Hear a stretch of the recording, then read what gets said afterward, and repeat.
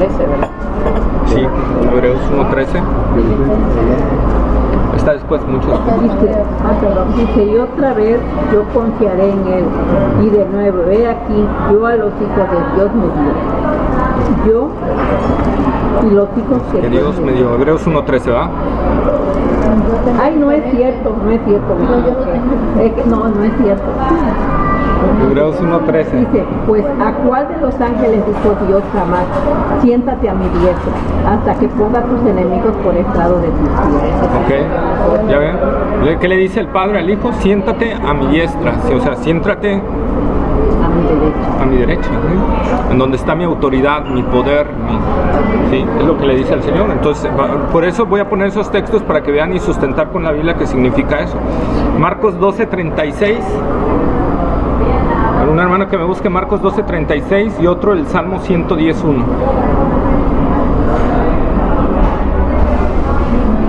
¿Salmo qué, perdón? 110:1. 12:36 y Salmo 110:1.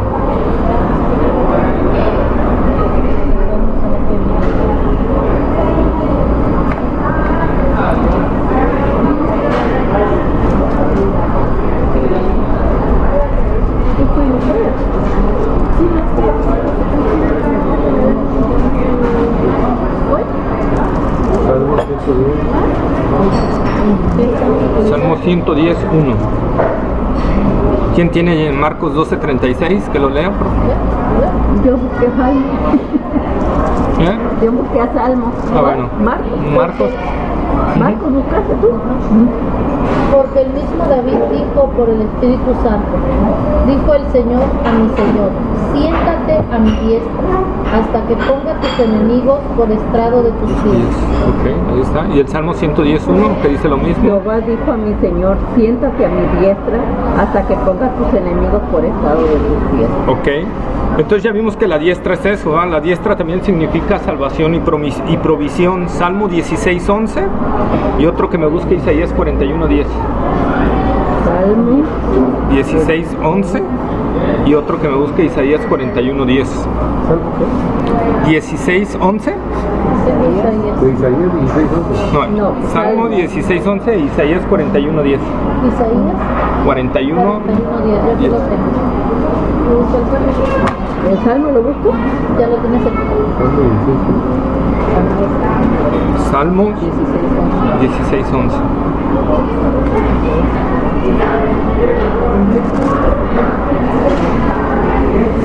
Quien tenga ya Isaías 40, ¿tienes Isaías 41:10? Sí.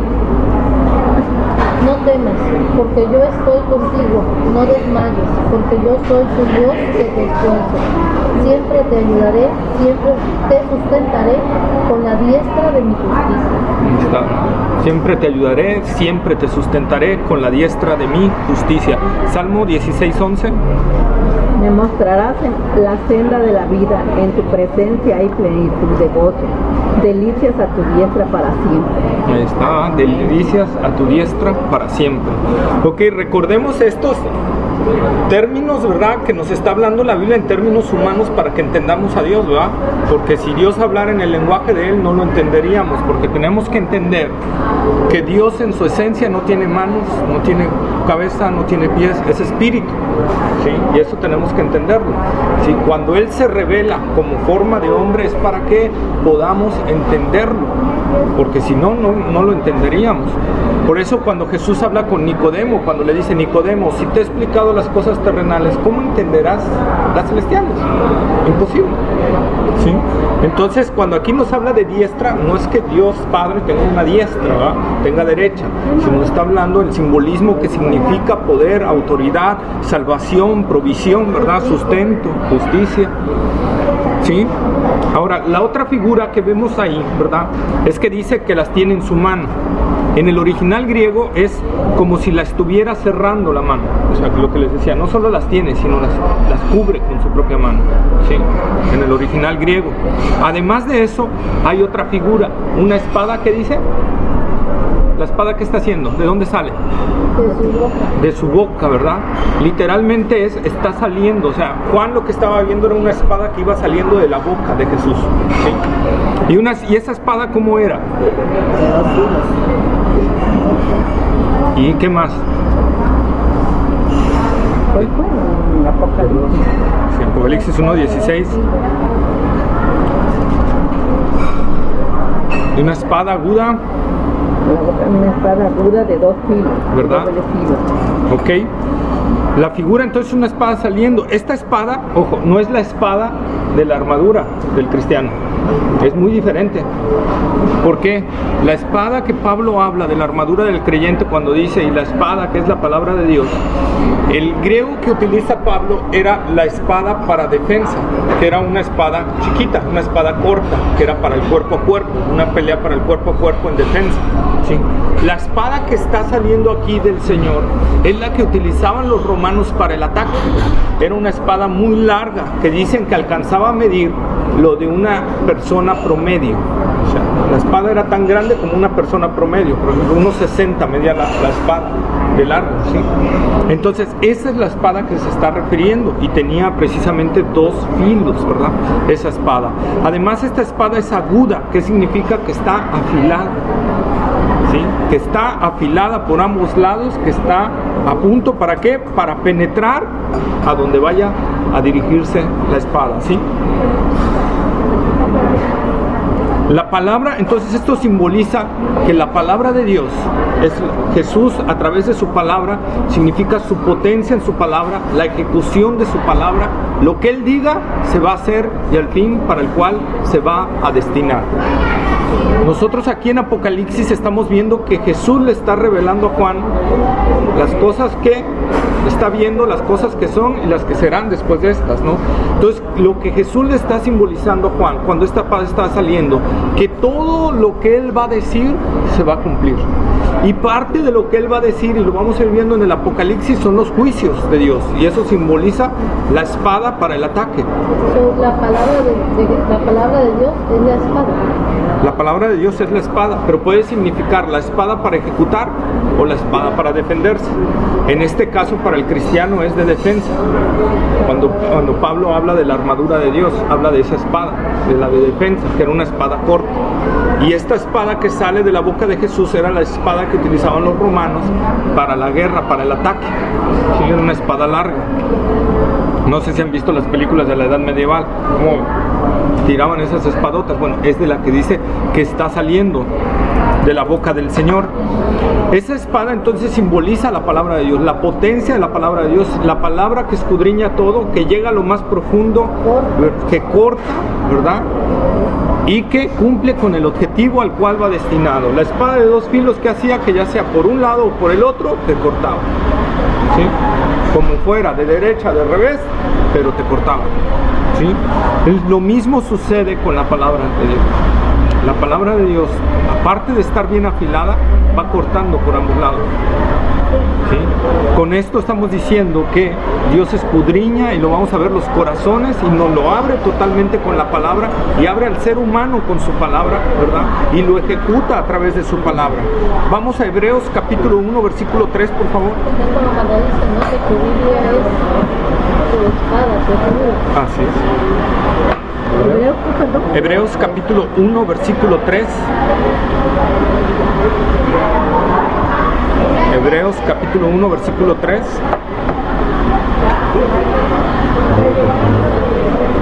Y otro que me busque, Hebreos 4, 12 y 13. Ahí mismo, Hebreos capítulo 1,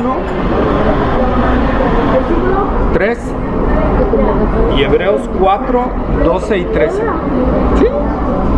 El cual siendo el resplandor de su gloria y la misma imagen de su sustancia, y llena todas las cosas con la palabra de su potencia, habiendo hecho la conciliación de nuestros pecados por sí mismo, desierto de la majestad en las alturas, ¿verdad?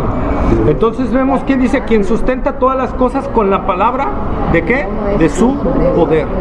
¿Sí? Dios sustenta todas las cosas con la palabra de su poder, sustenta el universo, sustenta todo, las leyes que hay ahorita en el universo, Él las está sustentando con la palabra de su poder, para que veamos la potencia que tiene la palabra que hay en Dios mismo, ¿verdad? Hebreos capítulo 4, versículos 12 y 13. Dice, porque la palabra de Dios es viva y eficaz, y más cortante que toda espada de dos filos, y penetra hasta partir el alma y el espíritu, las coyunturas y los tuétanos, y discierne los pensamientos y las intenciones del corazón. Y no hay cosa creada que no sea manifiesta en su presencia. Antes bien, todas las cosas están desnudas y abiertas a los ojos de aquel a quien tenemos que dar cuenta. Entonces nosotros, hasta los tuétanos, ¿verdad? Y eso se resume, ¿por qué? Porque cuando David pecó, dice que sus huesos, hasta sus huesos, el pecado le dolía hasta en sus huesos. Pero cuando llega la palabra de Dios, cuando llegó Natán con el mensaje de Dios, ¿verdad? David le estremeció el mensaje y cayó en arrepentimiento. Eso quiere decir que la palabra de Dios penetró en su corazón y le hizo ver lo que David no quería ver. David sabía que había pecado contra Dios. David sabía que había hecho algo mal delante de Dios, pero no quería ver, ¿verdad? Se cubrió él mismo. Y eso nos habla, hermanos, de que nosotros a veces podemos cometer un pecado y ocultárnoslo a nosotros, no a Él, porque ante Él está abierto todo, pero ante nosotros, ¿verdad? Pero que llega la palabra de Dios, llega el mensaje y penetra hasta el fondo del corazón y rompe eso que tú habías puesto ahí, esa muralla, esa dureza. Viene la palabra de Dios como espada de dos filos y penetra, ¿verdad? ¿Y qué hace? Cuando viene la palabra de Dios y estamos mal y no queremos reconocer y entra esa palabra de Dios, ¿qué produce? Dolor. Es la palabra de Dios penetrando, abriendo nuestro corazón, ¿verdad? Sacando lo malo de nosotros.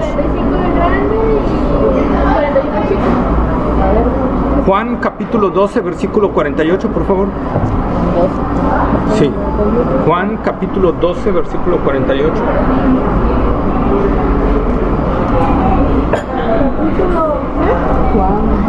Juan capítulo 12, versículo 48.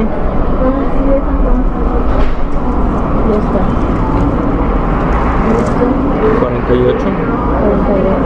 El que me rechaza y no recibe mis palabras, tiene quien le juzgue. La palabra que te ha hablado, ella le juzgará en el día postrero. Esa espada de dos filos es esta palabra que tenemos hoy aquí también. Esa palabra que ya está dicha, ¿verdad? Y que nos juzgará a través de esa Dios en el día en que tenemos que dar cuentas, ¿verdad? Es esa palabra poderosa, es esa palabra ante la cual nosotros no vamos a tener defensa. Ni la gente, ni el impío, ni el pecador va a tener defensa ante esa palabra. Por eso es penetrante, es aguda, filosísima, de dos filos. No hay defensa para eso. También vemos esta espada actuando en los apóstatas y falsos maestros. Por ejemplo, Apocalipsis capítulo 2, versículo 12 y versículo 16. Cuando dice, ella te juzgará en el día postrero. Está hablando que serás juzgado al final de tu profecía. Sí, pero, por esa palabra que él ya habló, por ese testimonio que nosotros tenemos ahí. Así es. ¿Qué, perdón? Apocalipsis capítulo 2, versículo 12 y 16. No 12 al 16, 12 y 16. 12. Ajá. 12. Sí. Dice, y escribe al ángel de la iglesia en Pérgamo, el que tiene la espada aguda de dos filos, dice esto. 16. Por tanto, arrepiéntete, pues si no vendré a ti pronto y pelearé contra ellos con la espada de mi boca. Sí. Nosotros cuando vemos Pérgamo, vamos a ver en Pérgamo una iglesia de falsos maestros, una iglesia apóstata, ¿verdad? Y el Señor va a pelear, dice, con ellos, con la espada de mi boca, con esa espada de 2 filos, ¿verdad? Igualmente al anticristo, a la bestia y al falso profeta, ¿verdad? Los va a matar, dice, con el espíritu de su boca, o sea, con la palabra de su boca, ¿verdad? Entonces nosotros estaba ya hablando a Jesucristo de la potencia que Él tiene, ¿verdad? De su autoridad y de su divinidad, porque Él mismo habla la palabra de Dios. Apocalipsis 19:15.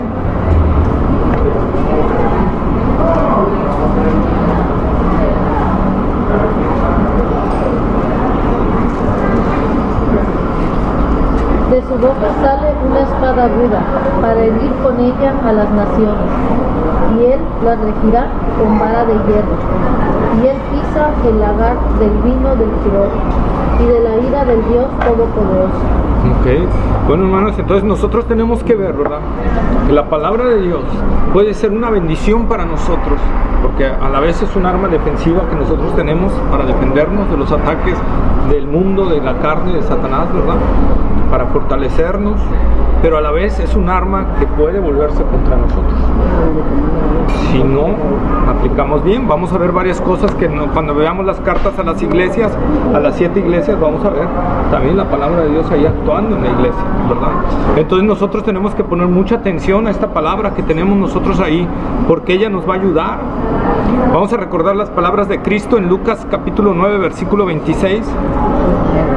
Lucas 9:26.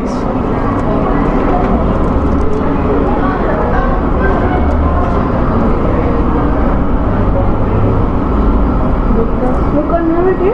26. Ya, porque el que se avergonzaré de mí y de mis palabras, de él se avergonzará del Hijo del Hombre cuando venga su gloria y el Padre de los santos ángeles. Y en la del... Pero dice, porque el que se avergonzare de mí, porque se avergüenza de la palabra. Porque el que se avergonzare de mí y de mis palabras, ¿verdad?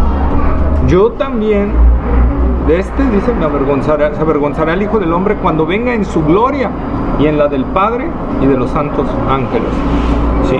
Entonces, hermanos, tenemos ahí un llamado del Señor. No debemos de avergonzarnos, como Pablo dice, no me avergüenzo del Evangelio. ¿Por qué? ¿Por qué Pablo no se avergonzaba del Evangelio? Dice, porque es poder de Dios para salvación.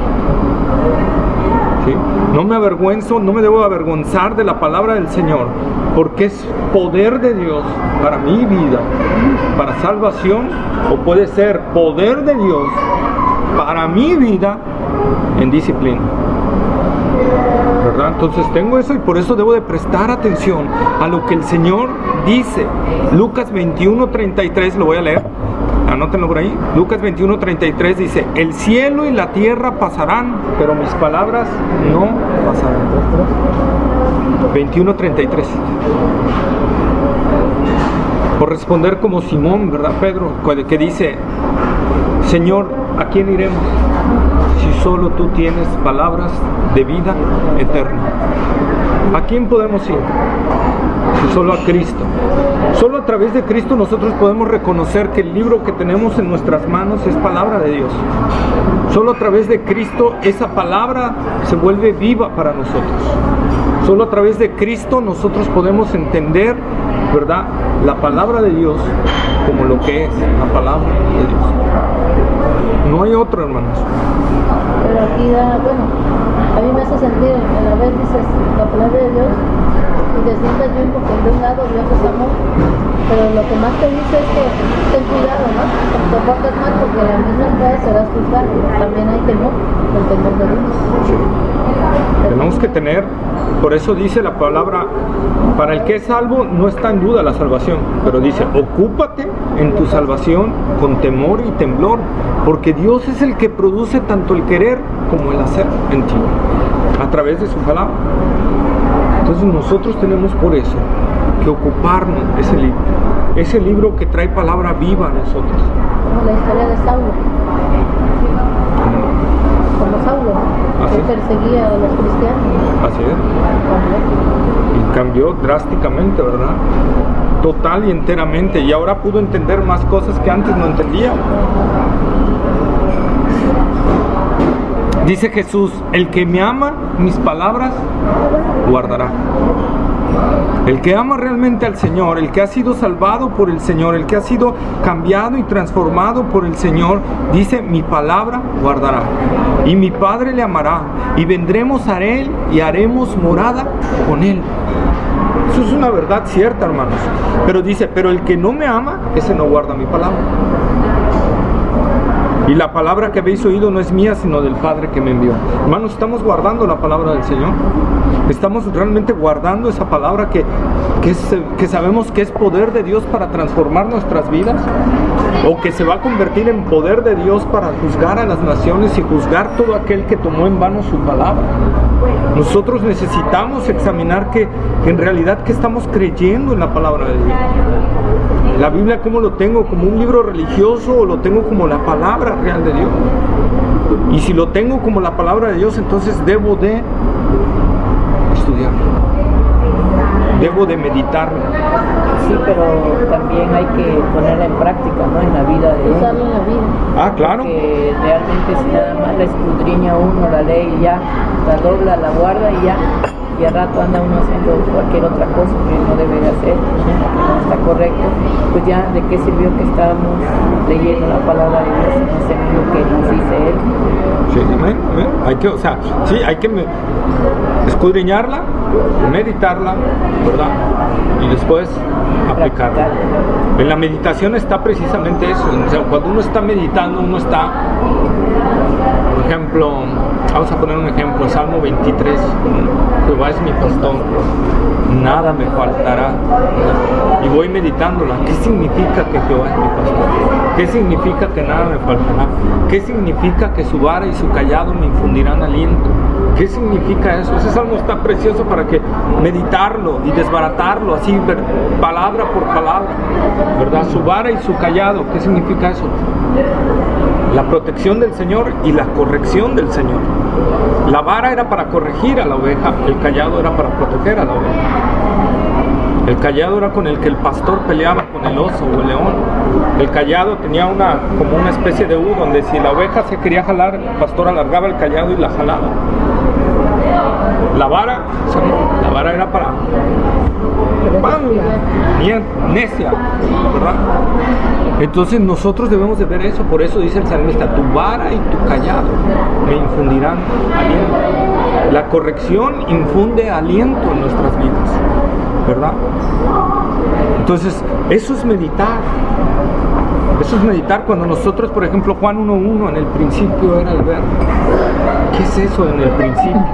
¿Qué es eso de era? ¿Qué es el verbo? O sea, empezar a narrarlo y empezarlo a meterlo en nuestro corazón. Porque si esa palabra entra en nuestro corazón, esa palabra va a desmenuzar todo lo que hay aquí. Y entonces, ¿qué va a producir? ¿Qué creen que produzca esa palabra que entra y desmenuza lo que hay aquí? Así es, ¿verdad? Por eso Jesús a veces cuando le hablaba a la gente, a veces no le hablaba tan tiernamente, a veces les tiraba el espadazo, ¿verdad? Bueno, regresamos a Apocalipsis y seguimos. Dice que su espada era aguda como de 2 filos y su rostro Tan resplandeciente como el sol, algo así. Pero brillaba, ¿no? Como el sol. como dice, y su rostro era como el sol cuando resplandece en su fuerza, ¿verdad? Como al mediodía. Así era el impacto. Cuando Juan se volteó y vio a Jesús, ese era el resplandor, ¿verdad? Entonces está hablando de un Cristo, pero glorificado. Ya está hablando de la glorificación de Cristo. Ya está hablando, ¿verdad?, de ese Cristo que es el sol de justicia anunciado en Malaquías capítulo 4 versículo 2. Vamos a Malaquías capítulo 4 versículo 2. Malaquías es el último libro del Antiguo Testamento, está antes de Mateo. 4. Malaquías capítulo 4 versículo 2. A vosotros los que teméis mi nombre, nacerá el sol de justicia y alas traerá salvación y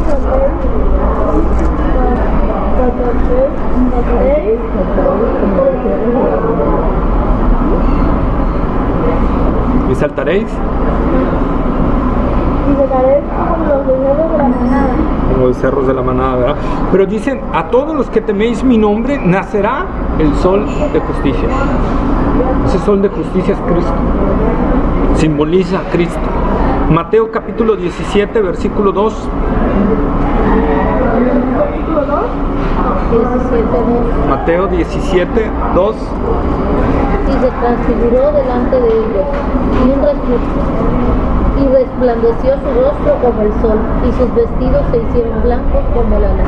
¿Verdad? En el monte de la transfiguración, cuando Jesús todavía estaba aquí, ¿verdad? Y que permitió que los discípulos vieran eso, su transfiguración.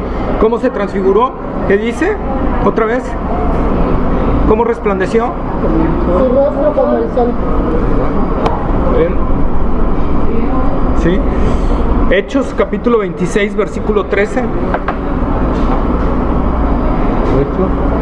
Capítulo 26, versículo 13.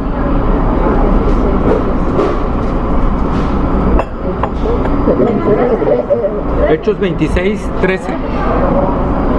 Cuando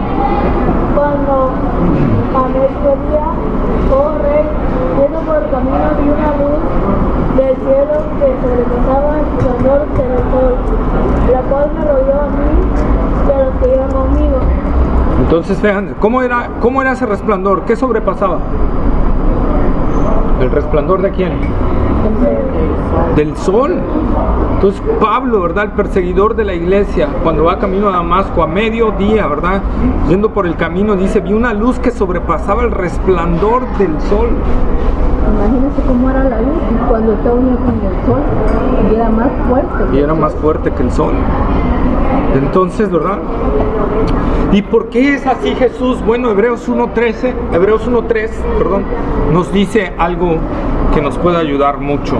¿Hebreos qué? 1:3. 1.3, ya lo leímos, que dice, el cual, siendo el resplandor de su gloria, está hablando de Cristo.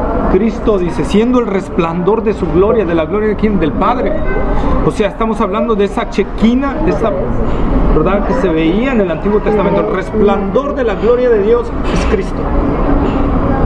Por eso sobrepasa en intensidad a la luz del sol, ¿verdad? Y a otra cualquier luz.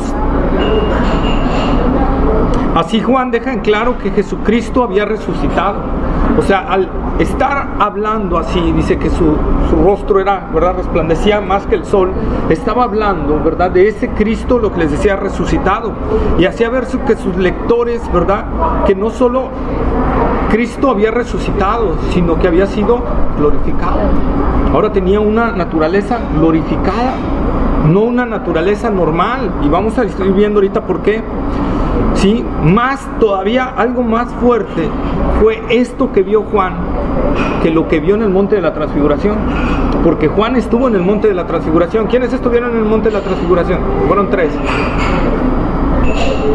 Fue Jesús, fue Isaías, no, cuando estaban allá con Jesús, ¿no? Ajá, ¿qué 3 discípulos estaban con él? Los discípulos, perdón. Aparte de Jesús, y que se apareció Moisés y Elías ahí, ¿no? Pero aparte, ¿quiénes estaban ahí? Era Pedro y Pablo, ¿no? No, Pablo todavía no se convertía. Era Pedro, Juan y Jacobo. Pedro, Juan y Jacobo. ¿Sí? Ellos 3 eran los que estaban ahí en el monte de la transfiguración. Entonces Juan no describe y vi el resplandor como cuando en la transfiguración, no, fue algo más todavía, ¿verdad?, para Juan. ¿Sí? Pablo, al estar hablando de esto, dice algo impactante. Segunda de Corintios capítulo 5, versículos 15 al 16.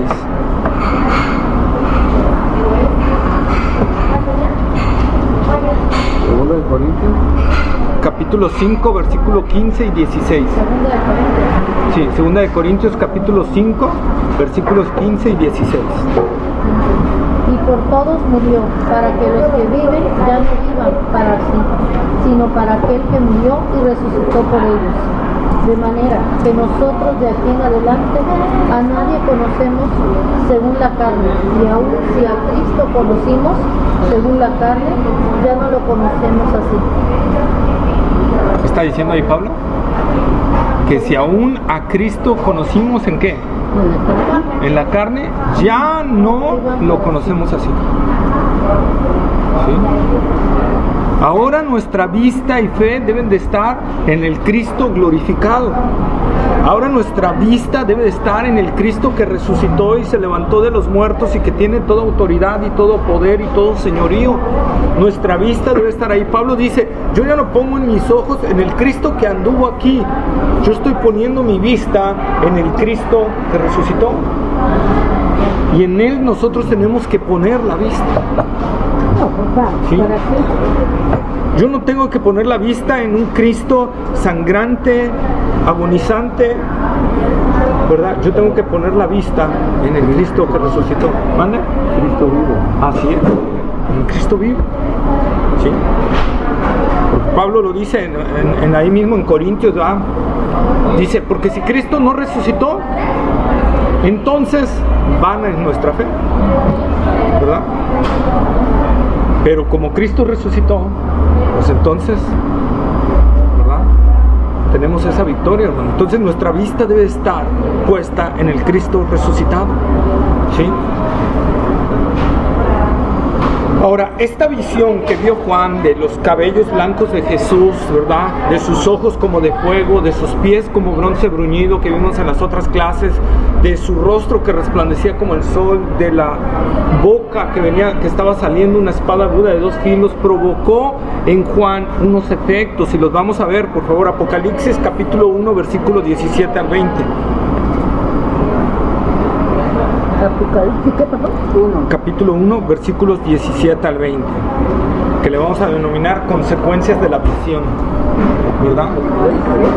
1:17. Cuando le vi, caí como muerto a sus pies, y él puso su diestra sobre mí, diciéndome, no temas, yo soy el primero y el último, y el que vivo y estuve muerto. Mas he aquí que vivo por los siglos de los siglos. Amén. Y tengo las llaves de la muerte y del Hades. Escribe las cosas que has visto y las que son, y las que han de ser después de estas. El misterio de las 7 estrellas que has visto en mi diestra y de los 7 candeleros de oro. Las 7 estrellas son los ángeles de las 7 iglesias, y los 7 candeleros que has visto son las 7 iglesias. Okay. Esto que le pasó a Juan es muy similar a lo que le pasó a otro personaje de la Biblia, ¿verdad? Porque Juan dice, cuando vi esto, caí, ¿verdad? ¿Cómo cayó? A los pies, dice, como muerto. Como muerto, ¿verdad? Sus pies. ¿A alguien le pasó así? ¿A quién más? A ver, ¿no se acuerdan? No, Daniel capítulo 10, versículo 8 y 9. Daniel capítulo 10, versículo 8 y 9. 10, 8 y 9. Quiero pues yo solo vivir esta gran misión, que no quiero fuerza, al universo me cambió Desfallecimiento. Quedé pues yo solo en esta gran misión. A ver, otra vez, lo leer, pero tranquilo, porque te aceleras y lees mal. Daniel capítulo 10, versículo 8 y 9. Ahí estás acelerándote, no estás tomando en cuenta las comas. Otra vez, a ver, empieza otra vez. No te estoy regañando, te estoy enseñando a leer. Tienes que respetar las comas, a ver. Pues yo en esta gran misión. Ante mi fuerza se cambió en envejecimiento. No tuve vigor alguno, pero oí el sonido de su palabra. Al oír el sonido de su palabra, caí sobre mi rostro y vi como un sueño. Ándale, exacto. Pero más fuerte para que lo hagamos. Está bien. Entonces vemos que a Daniel le pasó lo mismo, ¿verdad? Exactamente. Se desvaneció, ¿verdad? Juan, aquí lo que está hablando Juan, ¿verdad? Que dice es, caí como muerto a sus pies. realmente lo que está ahí diciendo en el original griego es que Juan se cayó, ¿pero de qué? De miedo.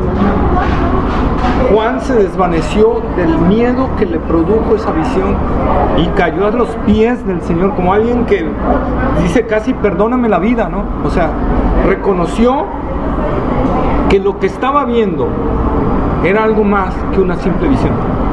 Y no quedó fuerza en mí. No sentía. Se sintió desfallecer en ese momento. Como cuando el profeta Isaías, ¿verdad?, que ve la visión de Dios y dice, ay de mí, que soy hombre muerto. Porque siendo hombre inmundo de labios, mis ojos han visto al Rey Jehová de los ejércitos. O como los padres de Sansón, Manoa, ¿no?, que le dice a su mujer, mujer, vamos a morir porque hemos visto a Jehová. Ay, ya hasta aquí llegamos, ¿verdad? Se apoderó que un miedo al ver la gloria de Cristo y el pecado que hay todavía en nosotros, hermano. Es tremendo. Imagínense el mismo apóstol, que el apóstol se recostaba en el pecho de Jesús. ¿Cuántas historias no platicaron juntos? ¿Cuánta comunión no tuvieron juntos? ¿Cuántas enseñanzas no recibió del Señor? Y que ahora que lo ve así, se apodera un terror de Juan, que ya llevaba años sirviendo a Cristo, porque acordémonos que la visión que tiene Juan ya es en el año 90, 95 después de Cristo. Juan ya tenía más de 90 años. ¿Sí? Entonces, imagínense Juan llevando años de servir al Señor y de repente se le presenta esa visión y le entra un pánico que literalmente se botó a los pies del Señor, como alguien, hagan de cuenta, como la mujer que fue sorprendida en adulterio, que no quería ni levantar su rostro, ¿se acuerdan? María Magdalena.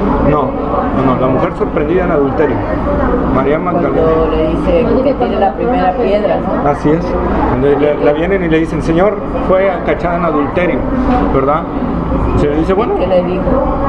quien esté libre de pecado, que tire la primera piedra, ¿verdad? Y adelante. Se fueron, ¿verdad? Entonces, así es. Pero ¿cómo estaba la mujer? Y levantaba el rostro, ¿verdad? Bueno, en ese estado estaba Juan, en un estado en que se sentía pecador totalmente, viendo la gloria del Cristo resucitado. Sí.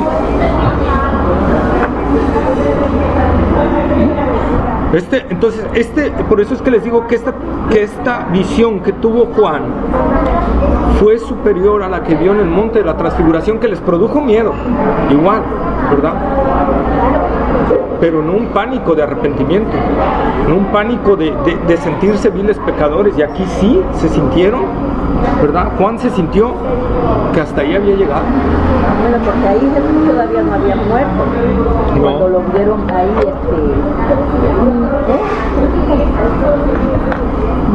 pero acá ya él ya había muerto, ¿no? Ya Jesús ya había muerto. Ya había muerto, resucitado, ya había subido al cielo. Sí, Entonces fue más un pacto, ¿no? Fue más lo que él vio, lo que él sintió. acordémonos que Jesús resucitado convivió un tiempo con los apóstoles. Claro. Y viene después, años después, esta visión. Entonces fue algo impactante realmente esta visión que vio Juan. O sea, describirla totalmente así en su esencia, ¿cómo fue? Difícil, pero a Juan le produjo un pavor. ¿Por qué? Porque Juan ahí fue, ¿verdad? Él ya entendía que que Jesús era el verbo de Dios, o sea, que era Dios mismo. Pero una cosa es decirlo y otra cosa es cuando lo experimentas, ¿verdad? Y ahí él experimentó esa gloria de Dios. Ahí fue donde él experimentó esa parte. Fíjense, estaba yo investigando, los judíos habían sido enseñados a tenerle miedo a la gloria de Dios, al nombre santo de Jehová o Yahweh, como se quiera decir. Juan no soportó esto, ¿verdad? No soportó esa parte de ver esa gloria del Señor. ¿Sí?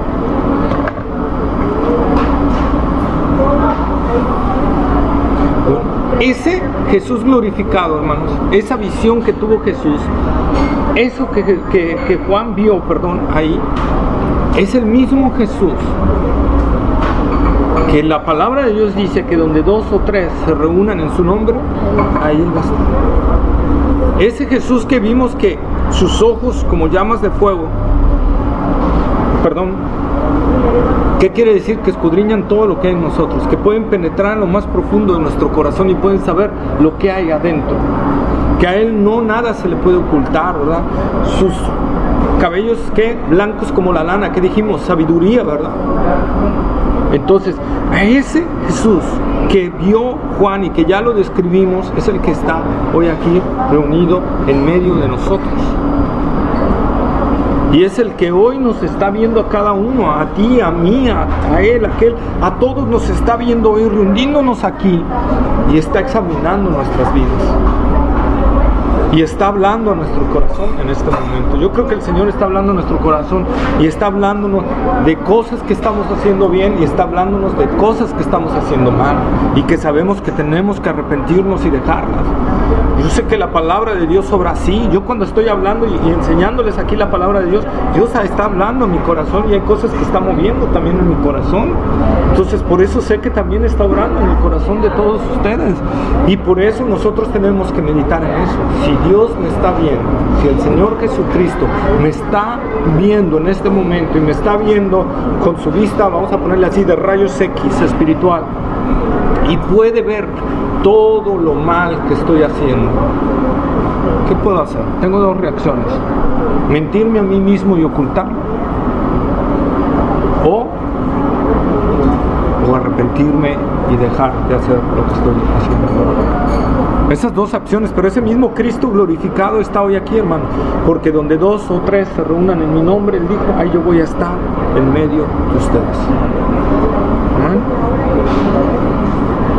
Entonces, pero dice Juan, ¿verdad? Vemos que dice que cayó como muerto. ¿Y qué más? ¿Qué más? ¿Qué pasó en ese momento? ¿Qué sintió Juan? ¿Qué pasó? Primera de Apocalipsis, pero 1. Primera Apocalipsis, ya estoy hablando ya. Perdón, ¿sí? No, 17. Dice que vio su resplandor y todo, y luego ¿qué pasó? Cuando le vi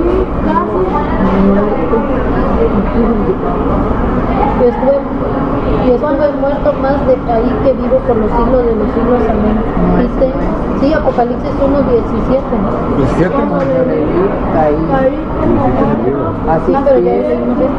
y le puso su diestra sobre mí, diciendo, Ahí está. no temas, Entonces, yo soy el primero y el último, Como el alfa y omega. pero fíjense qué dice ahí. ¿Qué dice que puso? ¿Qué puso Dios en Juan? Su diestra. La diestra de poder, de sustentación, de protección. También es la diestra que simboliza en la escritura, y lo vamos a ver, compañerismo. Entonces cuando Jesús le pone la diestra a Juan, está poniendo una diestra no para sentenciar, sino para animar, ¿verdad? Jesús pone su diestra para animar a Jesús y le dice, animar a Juan, y le dice que no temas. En el original está, deja de tener miedo.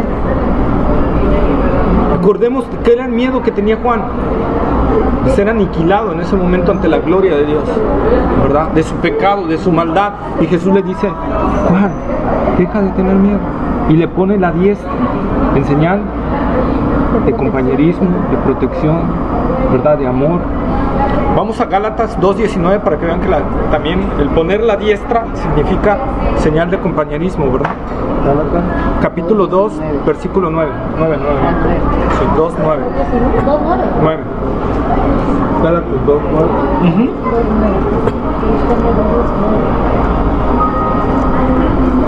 Y reconociendo la gracia que me había sido dada, Jacob, Cefas y Juan, que eran considerados como columnas nos dieron a mí y a Bernabé la diestra en señal de compañerismo, para que nosotros fuésemos a los gentiles y ellos a la circuncisión. Entonces, ¿qué dice? Nos dieron la diestra en señal de qué? Compañerismo. De compañerismo, ¿verdad? Entonces es lo que el Señor le estaba mostrando ahí a Juan. Ahora vamos otra vez a Daniel, capítulo 10, versículo 10. Me digo una cosa, pastor, haga de cuenta que la palabra me la está dando a mí por una situación que estoy pasando en el trabajo. Ah, Y haga sí. de cuenta que todo que se atinó. Es el Señor hablando, su palabra es viva y va a aplicar a cada situación. Tengo una Y va- preocupación, pero a la vez no. Y ahorita como dice, no hay que tener miedo, le dije, pues toda la palabra.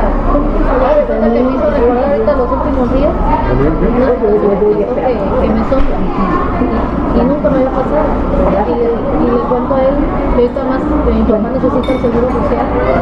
Me preocupa. Entonces dice, no tengas miedo y todo lo que usted está diciendo, dije, le sopló. Ay, Julio, borra el mensaje. No, no es cierto. No, es que así es la palabra, por eso dice que es viva.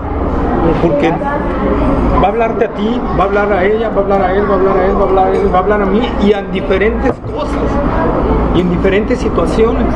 Ese es el poder de la palabra de Dios, que un solo versículo nos va a hablar a nuestra vida, a nuestro corazón, por cosas que estemos pasando, por situaciones, por detalles. Dios va a hablar. Te va a caer. A ver, entonces, ¿qué dice? Daniel capítulo 10, versículo 10.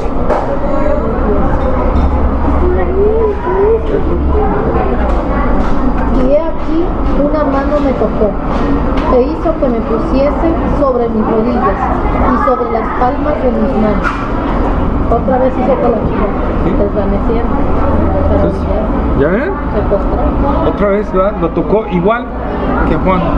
Ahí mostrando, ¿verdad? El Señor, su compañerismo, su consolación, su paz. Mostrando, el Señor entendiendo que somos frágiles, que somos débiles. El Señor conoce nuestra situación. ¿Ustedes creen que el apóstol Juan era perfecto, que no pecaba? ¿Eh? Sí, pecaba. Sí pecaba. El apóstol Pablo. Dicen que Jesús, bueno, una reunión que tuvimos también ahí en el Portón, dijo que Jesús no eligió nada más por hacer a los apóstoles, ¿no? Cada quien tenía algo y se los había elegido, pero los eligió para él. ¿Se acuerdan una que a mí nos dijo? ¿Por qué a todos los que había escogido para que lo siguieran? Ah, pues sus diferencias de carácter, Ah, ¿no? y dijo de carácter Porque habían sido pecadores. habían sido pecadores y por algo los eligió a ellos. Algo así como No recuerdo haber dicho algo así, pero a lo mejor en otra situación. ¿Por qué los eligió a ellos? Por sus diferencias de carácter y que habían pecado, ¿no? Algo así dice que habían pecado.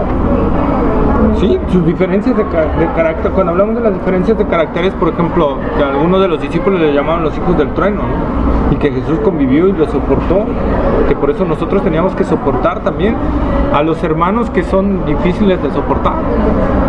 Va a haber hermanos que les dicen los cerillos, ¿no? Nada más los frotas y ¡puf! Se encienden. Esos eran los hijos del trueno en la versión de ese tiempo, ¿verdad? Nada más los frotabas tantito y ¡puf! Eso significaba hijos del trueno, ¿verdad? Aún Y todavía bien. los hay. Sí, y los va a ver en toda la historia porque cada quien tiene su carácter. Lo importante es que canalicemos ese carácter para la obra de Dios como lo hicieron los apóstoles. Pedro, un hombre muy impulsivo, muy impulsivo. Pedro era más bien reactivo, reaccionaba nada más así, ¿verdad? Juan, un apóstol muy amoroso, muy... Judas, bueno, el traidor, el ladrón, pero más sin embargo Jesús lo tenía ahí, como hablamos, ¿no? Y más sin embargo Jesús lo envió con los apóstoles a predicar. la evangelio. Jesús sabiendo que no merecía, que era un ladrón y que al final lo iba a entregar. Jesús lo sabía perfectamente. Y sin embargo Jesús no hizo excepción de Judas, no lo apartó, Lo trataba con amor. lo trataba con amor. Entonces, eso es de lo que hablamos, ¿no? Pero el proceso de la elección de Dios, ¿por qué Dios elige? No lo podemos saber. Eso sí se lo digo. No podemos saber por qué Dios me eligió para salvación. No sé, yo hasta la fecha estoy esperando el día en que llegue yo al cielo y le diga, Señor, ¿por qué me escogiste? Porque allá afuera, como se los he dicho, hay mucha gente mucho mejor que yo. Y sin embargo, Pero él sabe por qué. Solo eso. ¿no? Ese es el secreto, como dice Deuteronomio 29:29. Solamente las cosas que se saben son para ustedes, pero las secretas son mías. Son mías, sí, así es. Tú nada más bástate mi gracia, como le dijo a Pablo, ¿verdad? Bástate mi gracia, punto. Por eso, hay veces que el que predica dice que es mejor y luego no lo es. Se esconde atrás de esa piel de la oveja, se esconde un lobo adentro. ¿Les Sí. puedo decir esto? Bueno, el Señor me lo está. Sí, sí, yo lo digo. Por esto lo eligió.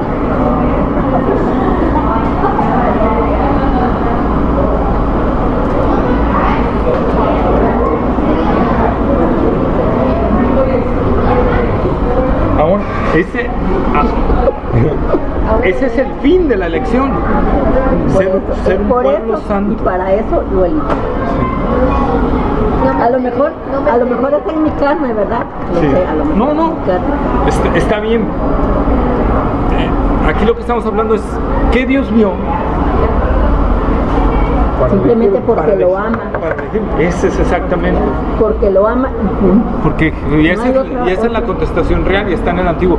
Porque Jehová, tu Dios, te amó. Cuando Dios le habla al pueblo de Israel, ¿verdad? Y le dice, Desde que estaba no en es porque tú seas mejor que todas las naciones, no. Eres el pueblo más insignificante de todas las naciones. Simplemente La porque única diferencia entre tú y las otras naciones es que Jehová, tu Dios, te amó. Es lo único. así de sencillo y así de fácil. Y así de fácil. Aunque usted sea el peor, puede ser el peor de todos los que estamos aquí y de muchísimos más. Pero sin embargo, si el Señor le ama, Él hace todo así. Fíjense, hace poco todavía alguien por ahí voy a decir, espero que no oiga este video para no generar, pero alguien me decía que por qué trataba con mucha paciencia a una persona que tenía un carácter explosivo en todo, y que su conducta no era muy cristiana, dice. Le digo, te voy a decir por qué. Yo se lo dije. Si tú me hubieras conocido años atrás, yo era peor que esa persona. Yo conocí el Evangelio desde niño, es más pequeño que él, mucho más. Mi madre me inculcó el Evangelio. Yo a la edad de 16 años empecé a sentir un vivo deseo por servir a Dios. Pero entré a la universidad. Bueno, ya en el final del bachillerato me fui. Universidad me fui. Y era alguien que tenía un carácter muy así como me ven ahorita, pero cuando me hacían enojar, ahora sí, hijo del trueno, ¿no? En serio, hermano, se lo digo para mi vergüenza, o sea,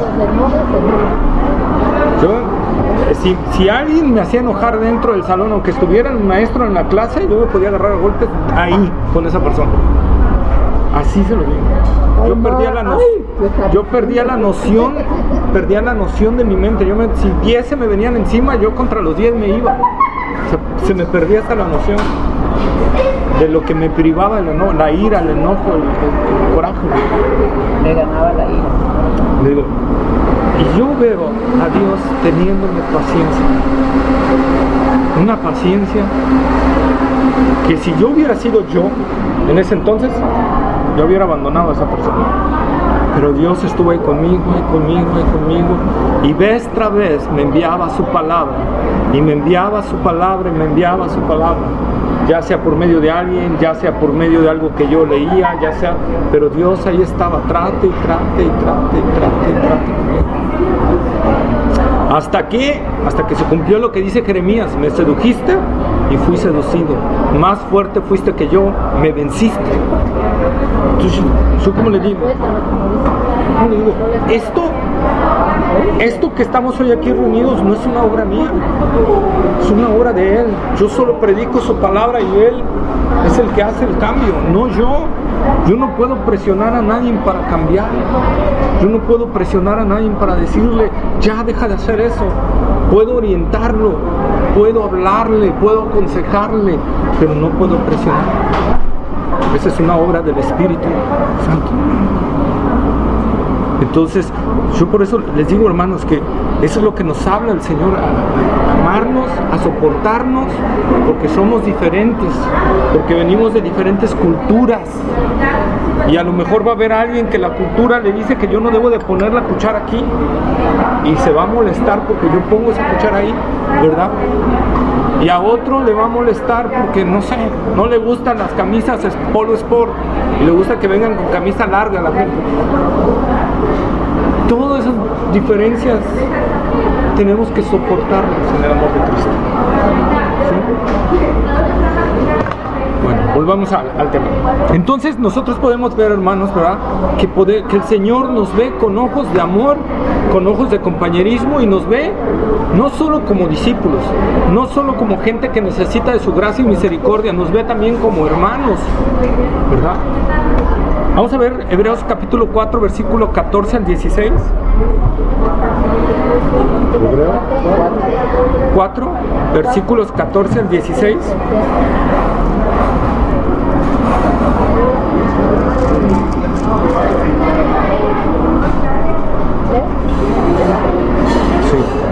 Por tanto, teniendo un gran sumo sacerdote que traspasó los cielos, Jesús, el Hijo de Dios, retengamos nuestra profesión, porque no tenemos un sumo sacerdote que no pueda compadecerse de nuestras debilidades, sino uno que fue tentado en todo según nuestra semejanza, pero sin pecado. Acerquémonos pues confiadamente al trono de la gracia para alcanzar misericordia y hallar gracia para el oportuno socorro. Entonces, Jesús es el sumo sacerdote, ¿verdad? Ojo, al hablar aquí de sumo sacerdote, fíjense, el sumo sacerdote tenía que tener unas características. Ya sabemos de las características, cuestión sanguínea, tenía que ser hijo de Aarón, ¿verdad? Forzosamente. Tenía que venir de la descendencia de Aarón. Solo ellos podían ser sacerdotes y sumos sacerdotes. La tribu de Leví podían servir en el altar y todo, pero solo sacerdote y sumo sacerdote tenía que venir de Aarón, de la descendencia de Aarón, ¿verdad? Pero ¿qué tenía que tener el sumo sacerdote? Tenía que tener un corazón de identificación con su pueblo, porque él iba a presentar la sangre del sacrificio en el lugar santísimo a razón de todo el pueblo. Y tenía que tener un corazón que comprendiera a su pueblo, y tenía que tener un corazón que amara a su pueblo. Así debía ser el sumo sacerdote. Por eso es que aquí Hebreos dice, no tenemos un sumo sacerdote que no pueda compadecerse de nosotros, sino uno que fue tentado en todo. Jesús fue tentado en todo, pero sin pecado. Entonces Él sabe, hermanos, las luchas que sostenemos con nuestra carne. Él lo sabe, y por eso puede compadecerse con nosotros. Y por eso dice aquí Hebreos, entremos confiadamente al trono de la gracia para hallar gracia y oportuno socorro. Lo peor que puedo hacer es que si yo hago mal, es alejarme. Yo tengo que ir inmediatamente al trono de la gracia y ahí hallar las fuerzas para derrotar el pecado que quiere ejercer dominio sobre mi vida. Yo tengo que ir ahí es donde voy a alcanzar el socorro. Solo Dios puede ayudarme en mi batalla con el mundo, con la carne y con Satanás. Solo Él. Nosotros no podemos enfrentarlos. Son enemigos más poderosos que nosotros, pero mucho menos que el Dios Todopoderoso. Entonces, si yo voy al trono de la gracia y me puedo acercar con Jesús, que me ve como su hermano, que me ve como su discípulo, que me ve como su oveja, puedo llegar y acercarme a ese trono de la gracia y decirle, Señor, perdóname, te fallé, aquí estoy, ayúdame a cambiar. Quiero cambiar, pero no puedo. Como decía el apóstol Pablo, ¿verdad? Miserable de mí, lo que quiero hacer, no lo hago. Y lo que no quiero hacer, eso hago. Y hallo esta ley, que el pecado está en mí. Miserable de mí, ¿quién me librará de este cuerpo de muerte, verdad? Pero al final dice, pero gracias doy a Jesucristo. Al final de que dice todo eso, dice, pero gracias doy a Jesucristo. Porque en Él podemos entrar al trono mismo de Dios y podemos hallar esa gracia para el oportuno socorro. ¿Sí?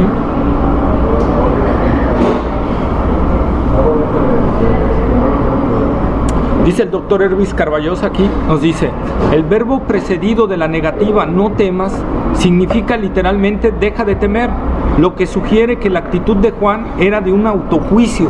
Su corazón se llenó de temor al ver al Cristo glorificado hasta el punto que pensaba que moriría de inmediato.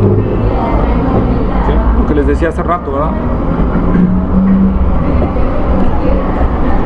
Ok. Dice, después que dice, seguimos con nuestra cita de 1 Juan 17, 18, 19, 20. Dice, el primero y el último.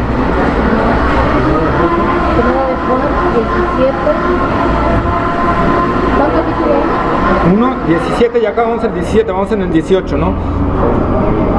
Dice, yo soy el primero y el último, el que vivo y estuve muerto, mas he aquí que vivo por los siglos de los siglos. Ya vimos lo del primero y el último, solo aquí quiero darle un énfasis en algo más. En el Antiguo Testamento, estas palabras las utiliza Jehová, el primero y el último. Isaías capítulo 41, verso 4. Isaías 41, 4. Uno que me lea Isaías 41, 4. Otro que me lea Isaías 44, 6. Y otro que me lea Isaías 48, 12.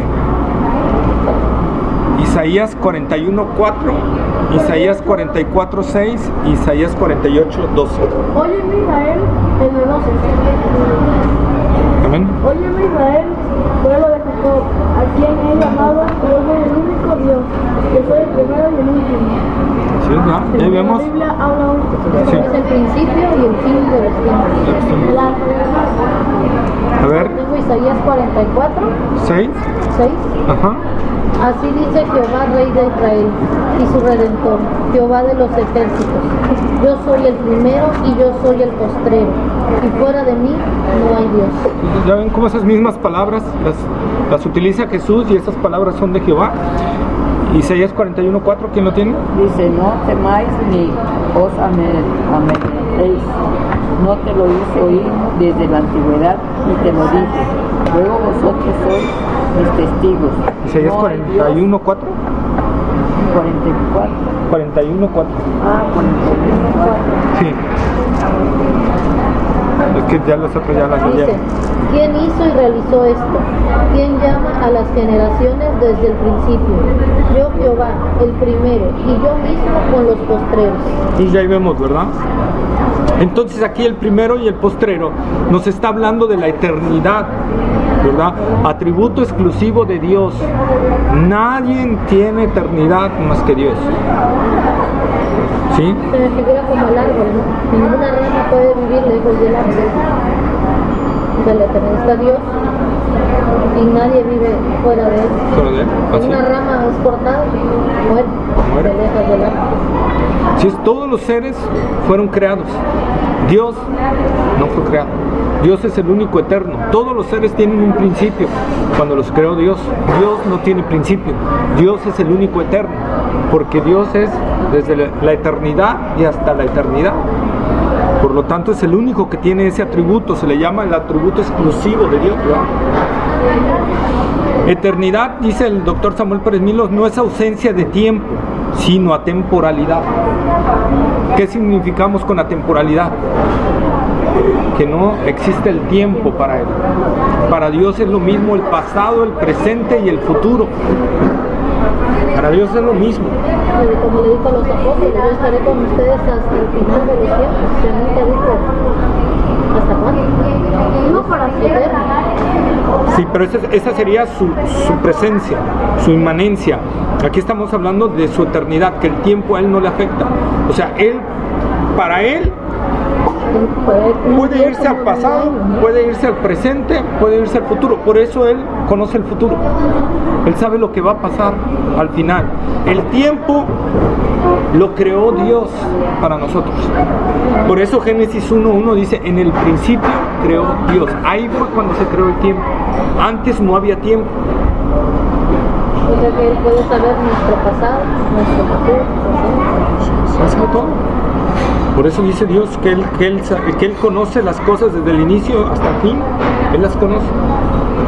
Para Dios no existe el tiempo, algo que para nosotros, para nuestra mente finita no lo alcanza a entender, pero para Dios no le afecta el tiempo. Son los atributos de Él. Son atributos de Él. Sí. Es omnipotente, omnisciente, omnipresente. O sea, son varios atributos que tiene. Sí. Vimos ahí en clases pasadas, ¿verdad? Cuando vimos el discipulado, como 9 atributos de Dios, ¿verdad? De entre ellos estaba la eternidad. Dios es eterno. Es el único. No hay otro ser que contenga la eternidad. Los ángeles son inmortales, pero no son eternos. Porque la eternidad quisiera decir que no fueron creados y fue creado. Esa es la diferencia. Entonces, aquí Jesús nos está hablando de eso cuando dice el primero y el postrero. O sea, yo soy eterno. Yo soy ese eterno. Jehová, el Jehová del Antiguo Testamento, ese soy yo. ¿Sí?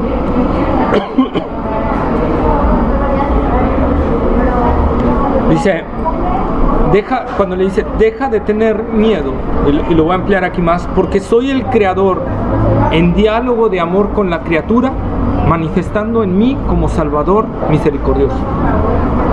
Juan, deja de tener miedo, porque yo soy ese Dios de amor, ese Salvador. Estoy contigo y que vine a darte un mensaje. Tú no tengas miedo. El mensaje que te voy a dar va a ser tener miedo a los que rechazan mi mensaje, pero a los que lo aceptan, esos no deben de tener miedo, porque yo soy el Salvador de ellos. ¿Verdad? Ese es el Señor hablándonos, ¿verdad? Dice, el que estuvo muerto y vivió, ¿verdad? Dice literalmente el que vivo, es decir, el que tiene vida en sí mismo. Ahí cuando Jesús está diciendo, ¿verdad? En Apocalipsis 1:18, ¿sí? El que estuvo muerto y vivió, es realmente, literalmente, el que vivo. O sea, es decir, que tiene vida en sí mismo. Por eso Juan 1:4. A ver, uno que me busque, Juan capítulo 1, versículo 4. Otro Juan 5:26.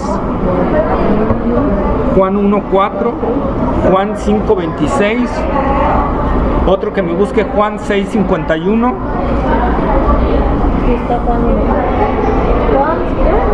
Bueno, Juan 1:4. ¿Quién busca Juan 5:26? Juan 6:51. Él va a leer Juan 6:51. Me falta Juan 5:26. Ya lo tengo. ¿Tú lo tienes? Ok. No tengo el 1:4. Ok, a ver, el 1:4. En Él estaba la vida, y la vida era la luz de los hombres. En Él estaba la vida. Ahí está hablando del verbo, o sea, de Jesucristo, de ese verbo que se hizo carne. Dice, en ese verbo estaba la vida. No que ese verbo contenía vida, sino en ese verbo estaba la vida. ¿Verdad? Que es muy diferente. A ver, Juan 5:26. Dice, porque como el Padre tiene vida en sí mismo, así también ha dado al Hijo de tener vida a sí mismo. En sí mismo, ¿verdad? Así como el Padre tiene vida en sí mismo, así ha dado al Hijo el tener vida en sí mismo. O sea, nadie le da la vida al Hijo. Él es la vida. Juan 6:51. Yo soy el pan vivo que ha bajado del cielo. El que come de este pan vivirá para siempre. El pan que yo daré es mi propia 6:51. lo daré por la vida del mundo. ¿Sí? Si alguno comiere de este pan, vivirá para siempre. Dice, yo soy el pan vivo, no el pan que tiene vida, sino el pan vivo, ¿verdad? Que descendió del cielo. Juan 14:6.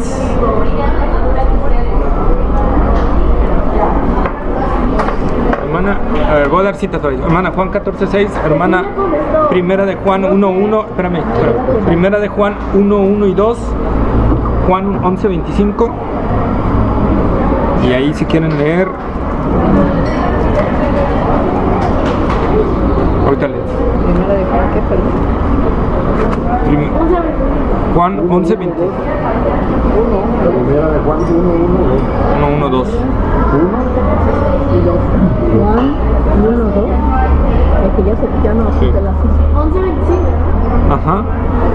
A ver, ¿quién tiene Juan 14:6? Jesús le dijo, yo soy el camino y la verdad y la vida. Nadie viene al Padre sino por mí. ¿Verdad? Está diciendo, yo soy el camino, yo soy la verdad, yo soy la vida. ¿Sí? Nadie va al Padre sino por mí. Entonces Jesús no dice, yo tengo vida, dice, yo soy la vida. Pocas palabras, si yo muero, se acaba todo. Pero si no hay una intercesión, es como nuestro intercesor, ¿no? Si nadie va al Padre, si no es a través de él. Así es. Así es. Y nadie viene al Padre si no es por mí, ¿verdad? A ver, Juan 1, primera de Juan, capítulo 1, versículo 1 y 2. Dice, lo que era desde el principio, lo que hemos oído, lo que hemos visto con nuestros ojos, lo que hemos contemplado y palparon nuestras manos tocante al verbo de vida. 2. Porque la vida fue manifestada y la hemos visto, y testificamos y os anunciamos la vida eterna, la cual estaba con el Padre y se nos manifestó. ¿Verdad? Ahí está. Juan 11:25. Jesús le dijo entonces, yo soy la resurrección y la vida. El que cree en mí, aunque muera, vivirá. Ok, y ahí está, ¿verdad? Dice, el que vivo y estuve muerto, ¿verdad? El estuve muerto está en auristo, que significa una acción consumada, algo que ya pasó, algo que ya se realizó.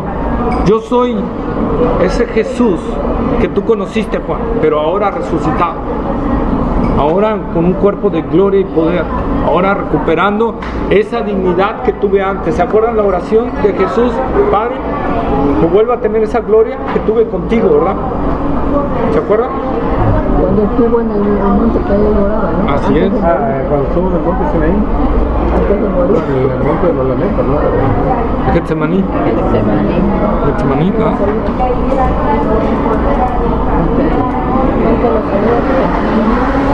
Entonces Dios le revela todo lo que iba a suceder. Dice, hágase en mí según tu palabra. Entonces, Jesús ya no está muerto. Esta idea se la quiere dejar clara al apóstol Juan, ¿verdad? Ya no estoy muerto. También creo que Jesús le está diciendo a Juan, su discípulo, soy el Jesús que murió pero resucitó y vivo por los siglos de los siglos. No temas, Juan. Yo soy ese que platicaba contigo. Yo soy ese que mientras estuve con ustedes los cuidé, los guardé y nada les pasó. Ahora que tengo otra vez esa gloria que tuve antes, pues mucho más, Juan. Así que no temas, ¿verdad? Entonces no tenemos por qué temer. Si Jesús cuidó a sus discípulos, ¿verdad? Cuando estaba con un cuerpo semejante al de nosotros, ahora que Él, ¿verdad?, tiene esa gloria otra vez, ahora que Él está sentado a la diestra del poder de Dios, ahora que Él, ¿verdad?, puede estar en todos lados al mismo tiempo, ¿por qué tenemos de Estaba en la temer? barca, ¿no? Durmiendo y vino la tempestad y todos tenían miedo y fueron y lo despertaron. Sí, Y no teman, hombres de poca fe, ¿verdad? hombres de poca fe. Tenemos que tomar esa tendencia. Ahora tenemos ese Cristo resucitado, al Cristo resucitado, al Cristo todopoderoso, al Cristo que está a la diestra del Padre intercediendo por nosotros. ¿Qué tenemos que temer? Fíjense, si analizamos la escena de la tormenta, ¿verdad? Fíjense que los discípulos de Jesús, la mayoría eran expertos pescadores. Toda su vida se habían dedicado a la pesca. Por lo tanto, las tormentas no les deberían de espantar, pero ellos sabían que la tormenta que estaban enfrentando era una tormenta de muerte, porque conocían los tipos de tormenta. Por eso van y despiertan al Maestro y Señor, perecemos, ¿verdad? Y Él les dice, hombres de poca fe. ¿Por qué les dice eso? En pocas palabras, Jesús les dice, si yo venía en el arca, la barca no se hunde porque yo vengo. Ustedes deben de tener esa confianza, diciéndole a los apóstoles, ¿verdad? Por más fuerte que sea la tormenta y que cruja el mar, si yo estoy en tu barca, no se va a hundir. Y eso hoy nos dice el Señor, que confiemos en Él. Por más fuerte que sea la tormenta, no vamos a perecer. No quiere decir que no vayamos a perder cosas, claro, pero perecer, no. Sí. Que confiemos en Él, que depositemos en Él la completa confianza en Él, ¿verdad?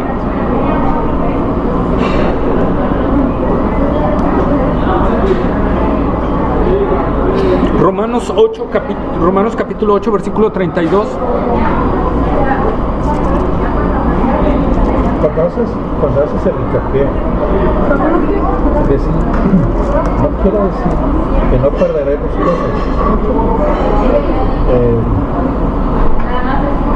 Más claro,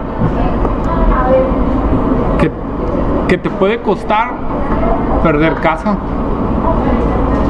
perder carros, perder dinero, perder trabajo, perder muchas cosas. Cuando dije de perder, o sea, puedes perder eso, pero tú no vas a perecer. O sea, de eso estamos hablando. Cuando muchas personas han seguido a Cristo, han sido perseguidos por predicar su palabra, han perdido. Porque eso me recuerda, por ejemplo, cuando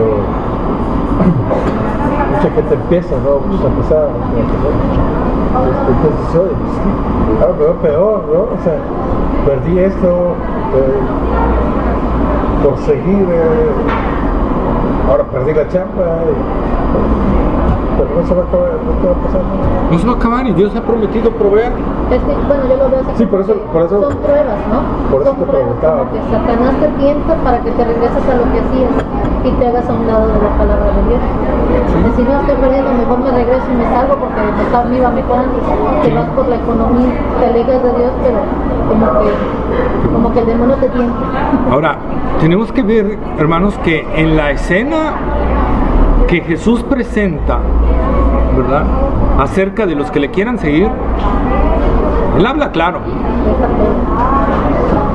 Tienes que perderle el amor a todos si me quieres seguir, porque lo puedes perder por mi causa.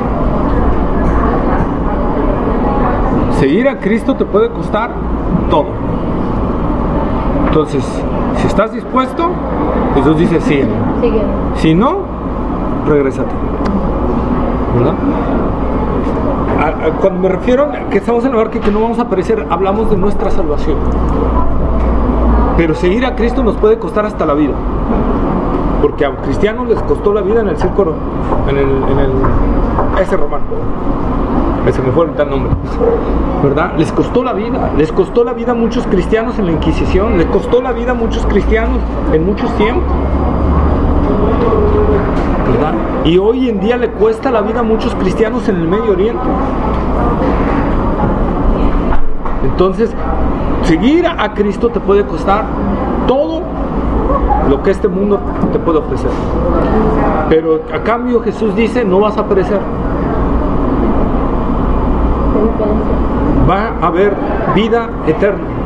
¿Anda? No, es que digo, adapté qué diferencia, porque me acordé de una persona en una iglesia que decía, Dios no está peleado con la ropa de marca, Dios me da buena marca de zapatos, de camisa. Yo me quedaba así, digo, pues yo creo que Dios nunca buscó marca. O sea, Dios provee, pero te da lo necesario. Nunca te dejas. Nunca nos dejan sin nada. Y les repito, Dios no está peleado con el dinero, está peleado con el amor que le tengas al dinero. Eso sí. Eso sí. Ahora, ojo, y vamos a analizarlo. Entre más Dios nos dé, más nos va a ¿qué? A demandar cuentas de eso. Por eso dice el apóstol Pablo que él manda a los ricos que sean ricos ¿en qué? También en buenas obras. Que en la medida como el Señor los ha bendecido, ellos bendigan a los demás, ¿verdad? Entonces eso es lo que el Señor nos está hablando. Pero para el Señor ni el rico ni el pobre son más, ambos son iguales, porque lo que el Señor le interesa es su salvación, su alma.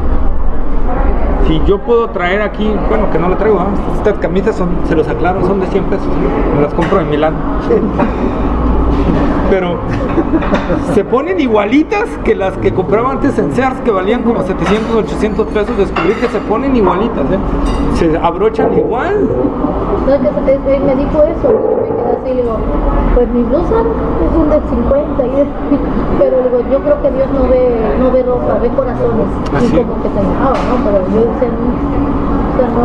Yo estaba hace unos días, les voy a contar, con unos clientes, son clientes, y ese día estaba el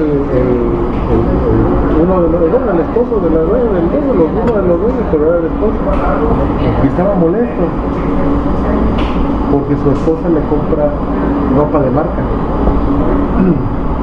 Y él se enoja. Y él se molesta porque dice, es que me dice, mira lo que me compra de 2,000 pesos. Ya lo rompí. Pues en esa función se puede comprar uno de 100 pesos, 50 pesos, de cuero. El negro no me gusta, dice, y me compra pantalones negros y de marca. Dice, puedo irme a Casas Castillo a comprarme una Yale, una otra marca, dice, ajá, dice, a una medalla, dice, y no se me va a arrugar nunca, pero esta, dice, No, es y que me sorprendió porque me dijo esta situación. A mí me sorprendió eso porque una persona de esa iglesia dijo eso, y yo me quedé así, digo, Dios no ve más, y de por sí me hacía, pero yo decía, pues yo la ropa no. Es que desgraciadamente hoy está muy de moda el evangelio de la prosperidad, ¿no? Entonces Dios te va a bendecir y a bendecir, tú vas a crecer y vas a multiplicar y vas a señorear sobre las naciones casi, ¿no? Y vas a ganar y ganar y ganar y amontonar y amontonar y amontonar. ¿Eh? Te va a dar un negocio. Te va a dar un negocio próspero, De vas a la tele, multiplicar. para eso. Sí. Así, casi. Entonces, pero eso no es así en el Señor. Si el Señor nos da, dice Pablo, y es claro, si el Señor nos da, es para que demos. O sea, si el Señor me da, es para que dé. Yo puedo cometer el error, y eso muchos no lo vemos así, hermanos, y que el Señor nos ayude y nos quite.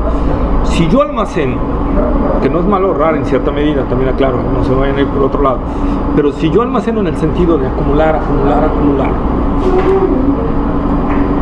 no estoy sembrando allá arriba. Entonces cuando yo llegue a la eternidad, ¿qué voy a cosechar?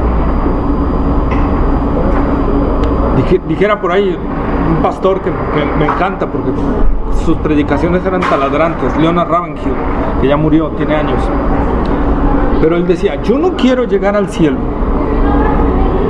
y ver a Pablo, a Pedro, a Juan, a Spurgeon, ¿verdad? Todos coronados, con galardones, colgando y todo, y a mí que me toque una estampita en la frente, ¿no?